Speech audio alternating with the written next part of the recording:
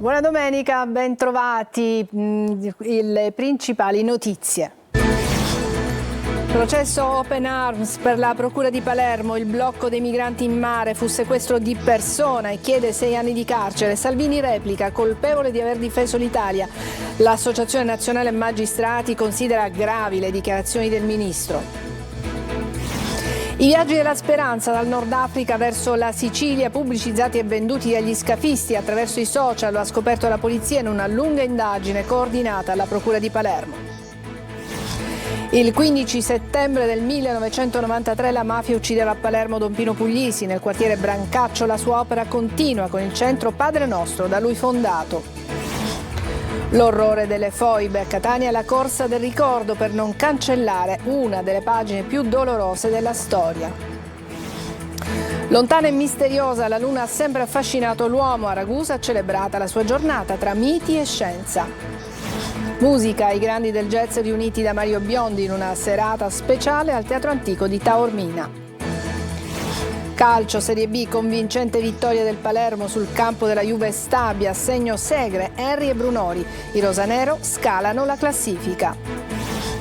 In Serie C il Catania è bloccato al Massimino sullo 0-0 dal Picerno. I rossazzurri reclamano per 2 rigori non fischiati. Il Messina soccombe a Crotone.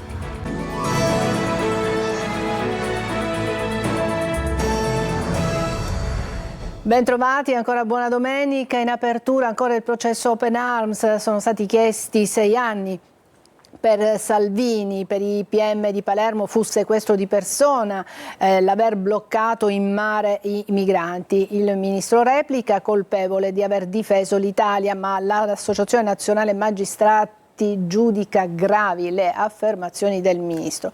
Il 18 ottobre la parola passerà alla difesa. Tonino De Mana. Per i PM di Palermo fu sequestro di persona, la replica di Salvini, colpevole di aver difeso l'Italia. Il processo Open Arms ha avuto un effetto dirompente nel mondo della politica e non solo, con il pubblico ministero che ha chiesto 6 anni di reclusione per Matteo Salvini, accusato di sequestro di persone e rifiuto di atti d'ufficio per aver impedito 5 anni fa, quando era ministro dell'interno col governo Conte, lo sbarco a Lampedusa di 147 migranti che erano a bordo dell'ONG spagnola. L'avvocato Giulia Bongiorno ha accusato il magistrato di fare un processo la linea politica di quel governo, ha rincarato la dose il diretto interessato Salvini. Nessun ministro è stato mai processato per aver difeso i confini dell'Italia. Per la premier Meloni si tratta di un precedente gravissimo. Spesso i PM vogliono interpretare le norme. Ho piena fiducia nella giustizia e il pensiero del presidente del Senato Ignazio La Russa. Prende posizione pure l'Associazione Nazionale Magistrati, secondo cui nei confronti della pubblica accusa sono state rivolte insinuazioni e reazioni scomposte anche da parte di esponenti politici e di governo. Il 18 ottobre, attesa la replica della difesa, Salvini sarà in aula. Entro la fine dell'anno la sentenza. E i viaggi della speranza dal Nord Africa verso la Sicilia venivano pubblicizzati e venduti dai trafficanti di uomini attraverso i social. Lo ha scoperto la polizia del Servizio Centrale Operativo in una lunga indagine coordinata dalla Procura di Palermo, che ha portato alla chiusura di circa 1000 fra pagine, gruppi e profili dei trafficanti. Manlio Viola. I trafficanti di uomini non hanno più scrupoli e neanche pudore, tanto che i viaggi della speranza si vendevano sui social, attraverso vere e proprie pagine pubblicitarie, gruppi o profili, soprattutto su Facebook, con tanto di sconti per donne e minori se viaggiavano con il padre di famiglia. Lo ha scoperto la polizia in un'indagine coordinata dalla Procura di Palermo, che ha portato alla chiusura di 1 migliaio di pagine nelle quali le rotte dei migranti erano pubblicizzate come viaggi di lusso più che della speranza. Si tratta in particolare di profili che agivano come vere e proprie agenzie di viaggio, proponendo pacchetti, sconti per famiglie e anche varie classi per i viaggi, facendo credere che alcuni servizi più costosi fossero anche più sicuri. In realtà i viaggi erano tutt'altro che sicuri, come dimostra il mar Mediterraneo divenuto la tomba di tanti disperati. Sotto il coordinamento della Procura distrettuale di Palermo dunque sono stati accertati su più di 1000 tra pagine, gruppi e profili social 728 violazioni che sono state chiuse e altri sono in corso di chiusura. Si tratta prevalentemente di account in uso a trafficanti attivi in Libia ma anche in Egitto. I pagamenti erano in ogni caso sempre molto onerosi e venivano effettuati in vario modo, spesso dai parenti dei migranti nei paesi di origine, a volte in contanti sul posto e molte volte facendo ricorso al noto sistema bancario clandestino denominato Hawala, che garantisce pagamenti anonimi e non tracciabili. L'operazione iniziata a novembre dello scorso anno è ancora in corso.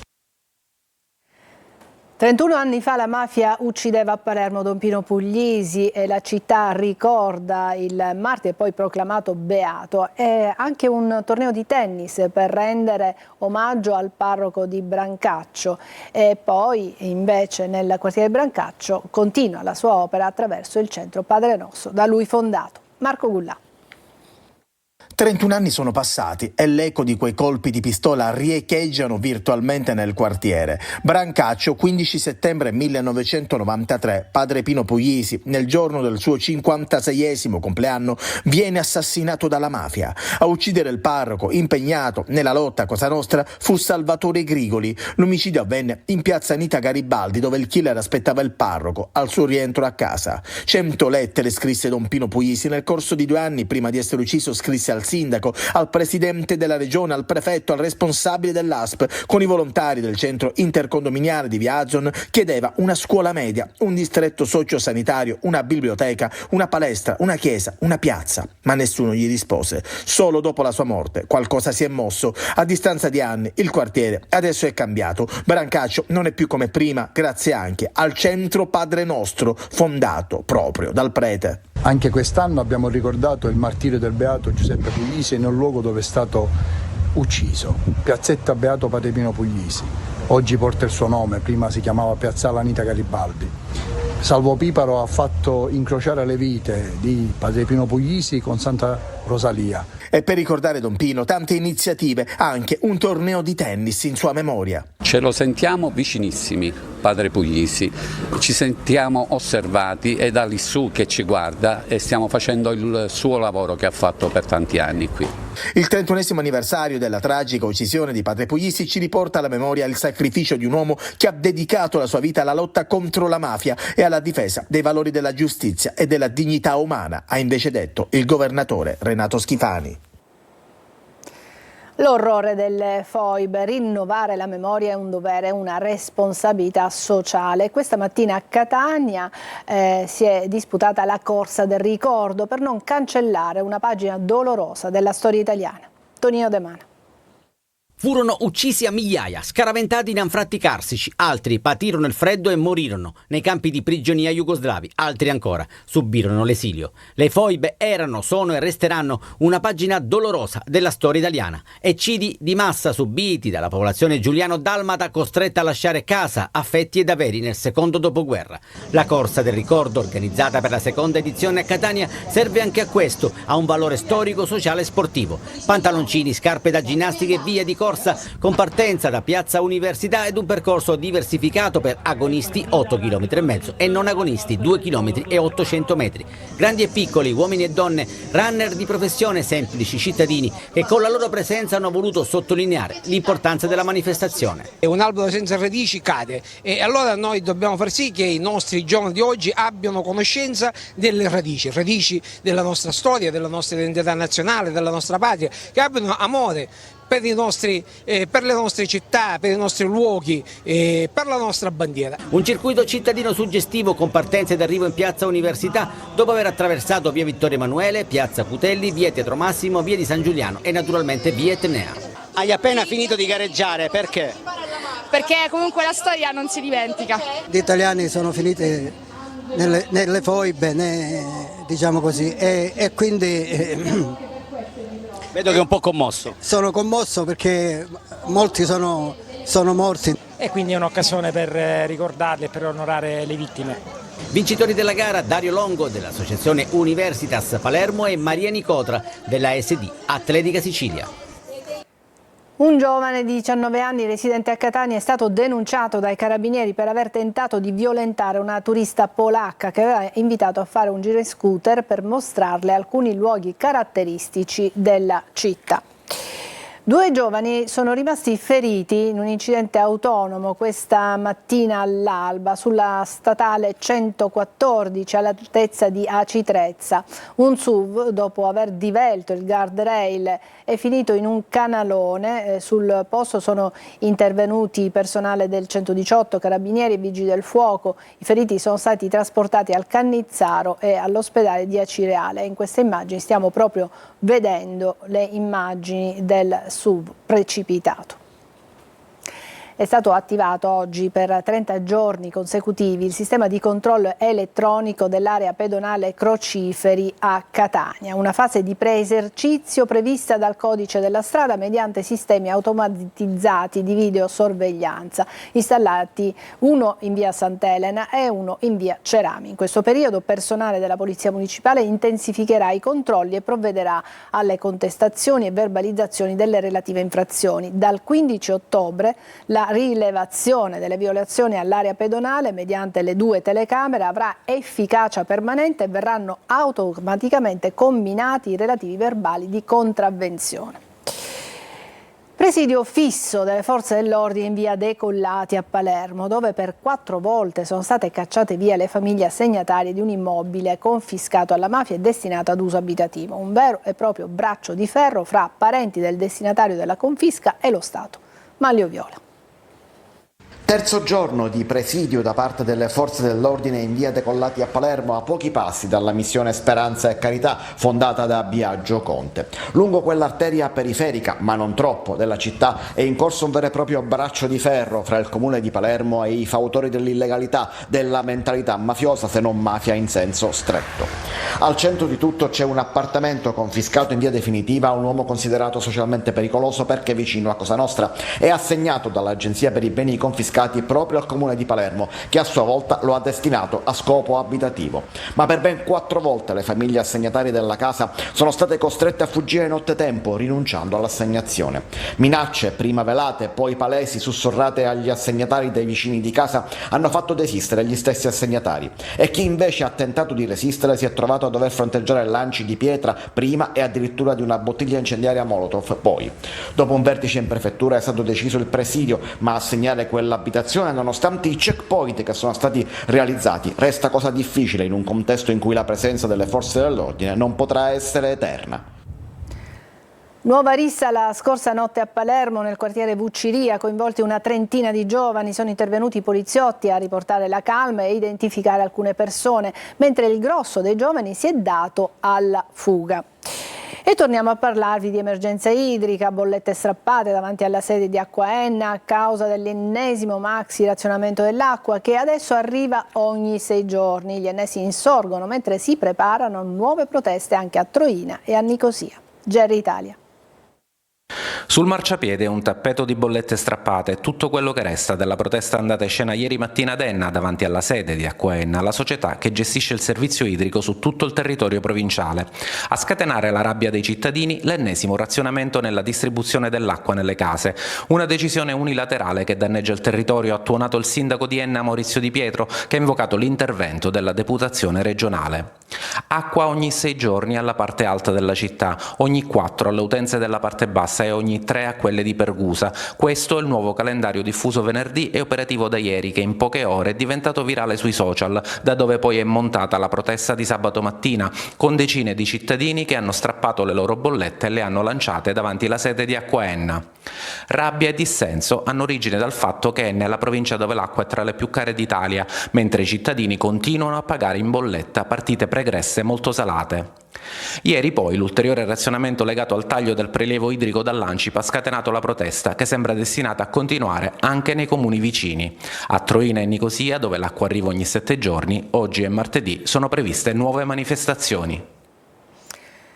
A San Cataldo nel Nisseno, uno dei comuni più colpiti dalla crisi idrica, il sindaco si dice pronto a chiudere le scuole. Emanuela Corsi.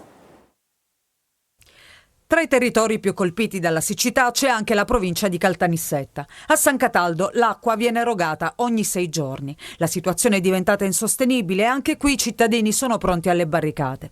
In prima linea c'è il sindaco Comparato che, temendo che la situazione possa peggiorare, si dice pronto a chiudere le scuole del territorio se non saranno garantiti gli standard minimi. Si rischia l'emergenza sanitaria, ha detto il primo cittadino a Repubblica Palermo. Noi abbiamo fatto la nostra parte. In questi mesi ci siamo spesi a cercare i pozzi. Per questo non comprendiamo come la cabina di regia possa decidere di penalizzare un territorio già colpito come il nostro. In questi mesi l'amministrazione comunale, oltre a cercare pozzi, ha anche messo in atto una serie di misure per alleviare i disagi dei cittadini, come l'installazione di punti di approvvigionamento d'acqua potabile in città, l'apertura di pozzi d'acqua ad uso domestico, l'impiego di autobotti comunali e del gestore idrico per rifornire le utenze in difficoltà. Adesso, dice il sindaco Comparato, aspettiamo soluzioni rapide e proposte da parte della Regione. Breve pausa, ci vediamo tra poco.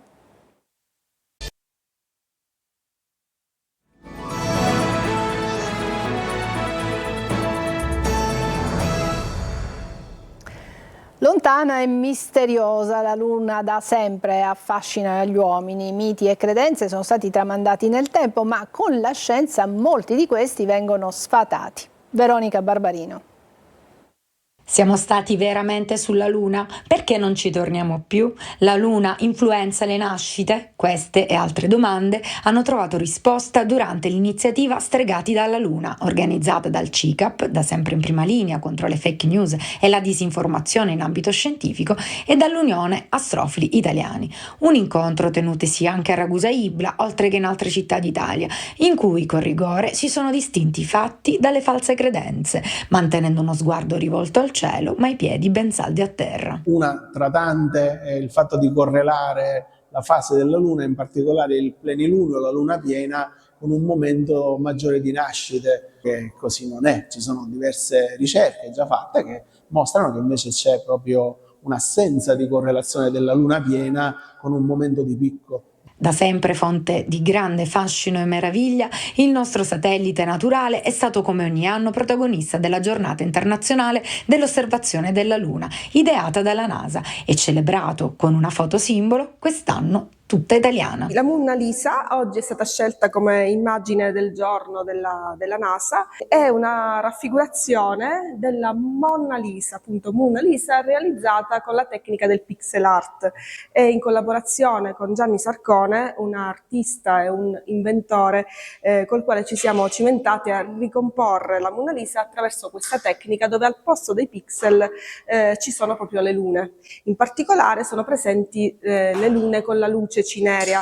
La luce cinerea, che è un fenomeno di illuminosità della Luna, della parte scura, diciamo, della Luna, dovuta alla luce riflessa della Terra sulla Luna stessa. Questo fenomeno fu studiato proprio da Leonardo da Vinci.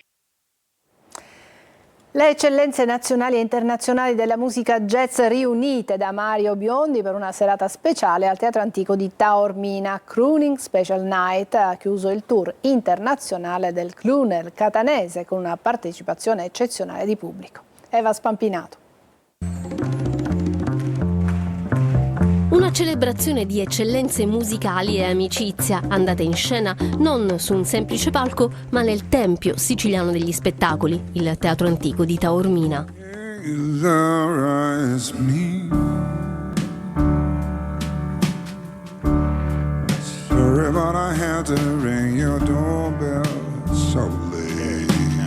Ecco cosa ha pensato, ideato e realizzato ieri sera Mario Biondi per il concerto di chiusura del suo tour internazionale, Crooning Special Night, un omaggio alla musica jazz e soul con uno stuolo di guest star internazionali e nazionali di altissimo livello.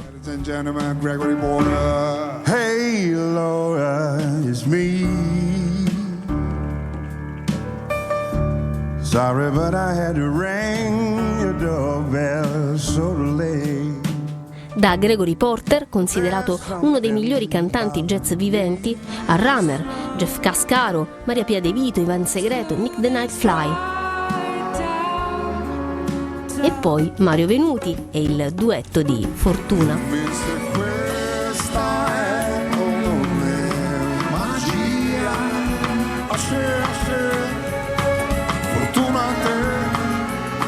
Il crooner catanese, considerato l'erede naturale dei mostri sacri della musica nera, si è mosso sul palco con la naturalezza di chi torna a casa, suona con i compagni di una vita, che sono anche artisti di una bravura spropositata, e parla ad un pubblico pieno di amici. La tromba di Fabrizio Bosso ha accompagnato l'iconica This Is What You Are.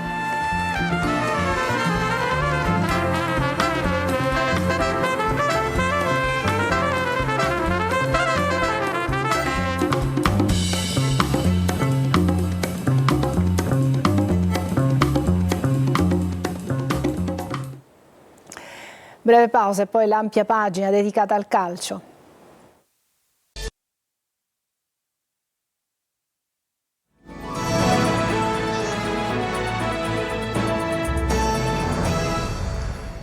Eccoci al calcio, vittoria pesante per il Palermo che grazie ai 3 punti conquistati ieri a Castellammare scala la classifica. Soddisfatto Dionisi che però dice dobbiamo ancora crescere. Marco Gullà. Arriva la seconda vittoria in campionato per il Palermo, un successo che cambia in parte anche il trend iniziale dei rosanero che nelle ultime 3 partite hanno collezionato 7 punti. Non male. A Castellammare contro la Juve Stabia il Palermo vince e convince. 3-1 è una prova di grande maturità anche nella gestione del risultato. A siglare il vantaggio del Palermo ci ha pensato Segre, poi è arrivato anche il raddoppio di Henry al suo primo gol in rosanero. Era una partita molto difficile contro una squadra piena di entusiasmo e era importante di essere, abbiamo dimostrato che siamo una vera squadra. Della ripresa il Palermo ha abbassato il baricentro, la Juve Stabia è tornata in partita con questo gol di Adorante, ma la mossa di Dionisi di inserire Brunoli si è rivelata azzeccata. Il capitano rosanero trova e trasforma il rigore del 3-1. Se analizzo tutto positiva, molto positiva come squadra. Poi se prendo i vari momenti della partita potevamo essere più bravi con palla dopo l'1-0, con palla all'inizio del secondo tempo, però c'è anche del merito degli avversari. Bene di Francesco, autore di un grande assist Henry. Il Palermo cresce e adesso spera anche di trovare il primo successo in casa, ovvero sabato contro il Cesena. Il Catania in Serie C non spicca il volo, finisce 0-0 con il Picerno, ma il pareggio contro una squadra rodata dimostra che i rossazzurri possono andare lontano. Poche le occasioni limpide, un palo per i lucani e 2 rigori reclamati dagli etnei. Marco Carli.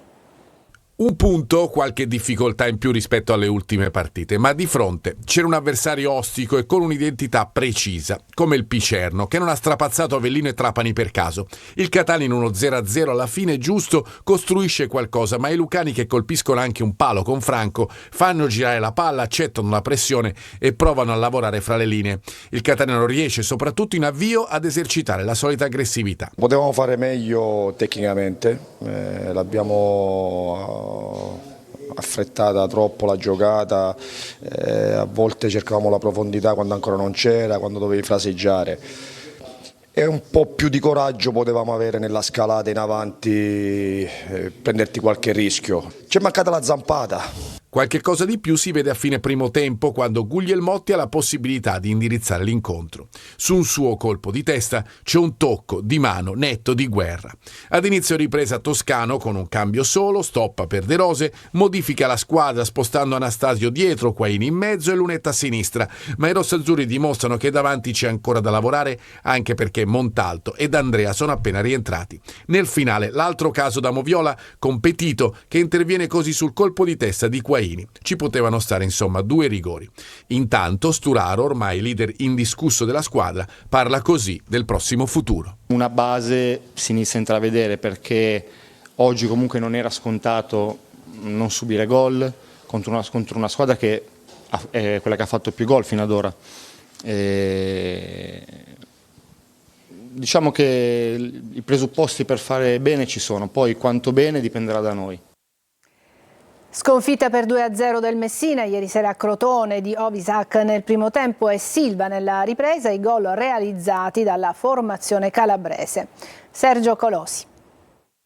2-0 a Crotone come a Cerignola, secondo KO consecutivo in trasferta per il Messina, terzo Coppa Italia compresa. La squadra di Modica non si ritrova lontano dal Francoscoglio, dove non ha ancora segnato e conquistato punti, e la conferma è arrivata a Lezio Scida. Crotone timido e ancora ferito dalla sconfitta contro il Trapani, ma basta poco per capire che il Messina formato esterno è un altro avversario rispetto ai 4 gol con il Taranto. Dominio netto ma sterile dei rossoblù fino al minuto 18. A difesa schierata e immobile, Spina lavora per Silva, favorito dal velo del rientrante Gomez, e smarca Ovizac, che batte Curtosi di potenza e precisione, ripagando la fiducia di Longo. Dall'altra parte non c'è Frisenna, le novità sono Petrungaro e Salvo, escluso Ortisi. Il Messina ci prova con tiri dalla distanza. Petrungaro, il più attivo, sfiora il palo, Pedicillo alza la mira. Il Crotone si abbassa anche nella ripresa, ma i giallorossi non incidono. La difesa ospite invece soffre i tagli di spina per Ovizac, che va vicino al 2-0 negato da Curtosi.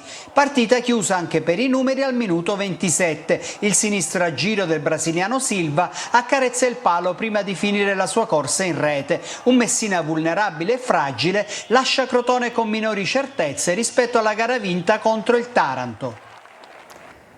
È tutto per questa edizione di Sicilia 24. Grazie per averci seguito. Buona domenica.